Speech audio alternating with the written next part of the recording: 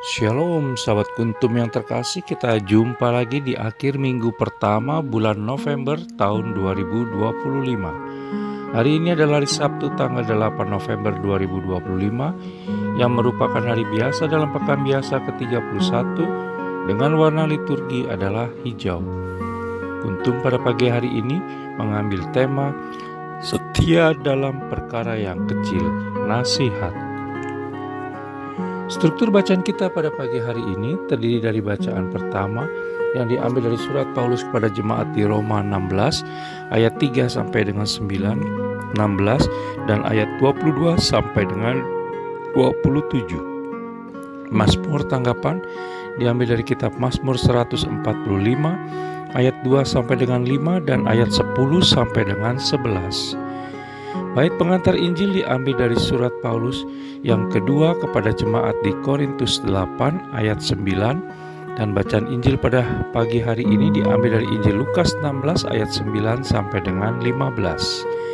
Bacaan Injil pada hari ini sama dengan bacaan Injil pada hari Sabtu tanggal 5 November 2022, tanggal 7 November 2020 dan tanggal 5 November 2016. Struktur bacaan pada hari ini sama dengan struktur bacaan pada hari Sabtu tanggal 11 November 2023 dan tanggal 6 November 2021.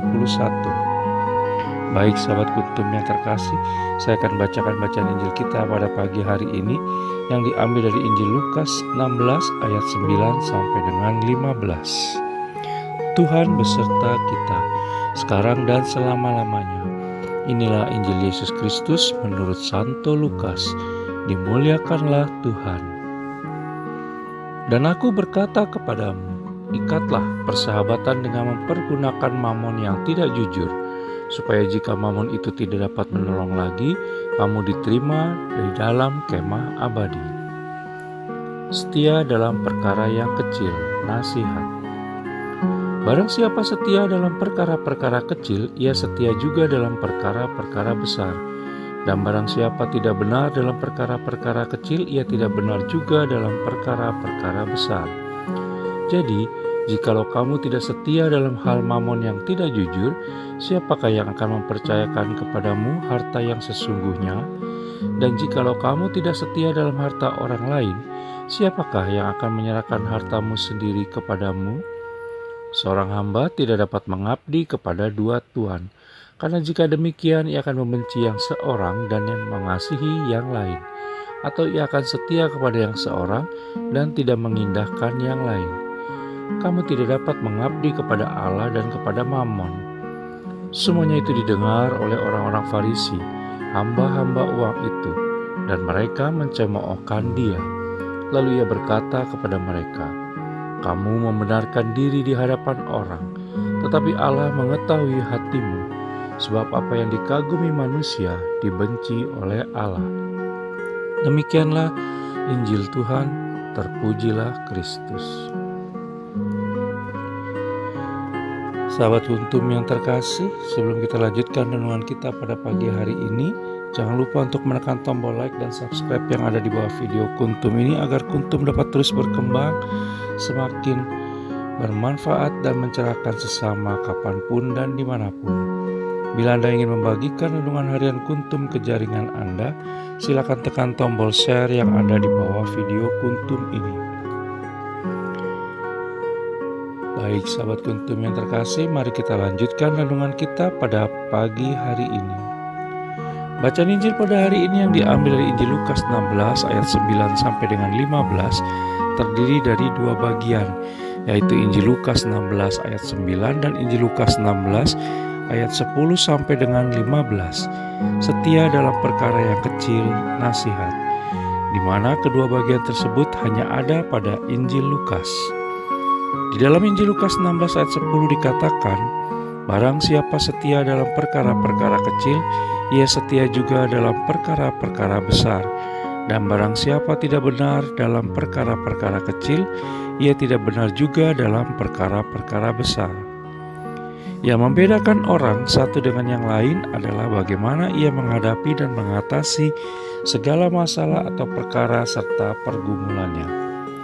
Orang yang tidak mau berproses dalam masalah atau perkaranya saat ini maka ia tidak akan dapat bertumbuh dalam iman, pengetahuan, dan karakter. Proses apapun yang sedang kita alami saat ini tidak akan pernah menjadi sia-sia di mata Allah Tritunggal Maha Kudus. Kelak, Allah Tritunggal Maha Kudus akan mengizinkan masalah atau perkara yang lebih besar terjadi jika kita sudah melewati masalah atau perkara yang lebih kecil.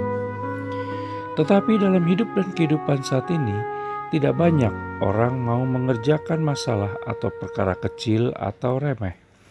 Apalagi jika masalah atau perkara itu berhubungan dengan kehidupan orang-orang kecil, lemah, dan menderita, karena jelas tidak akan mendatangkan keuntungan yang berarti bagi dirinya.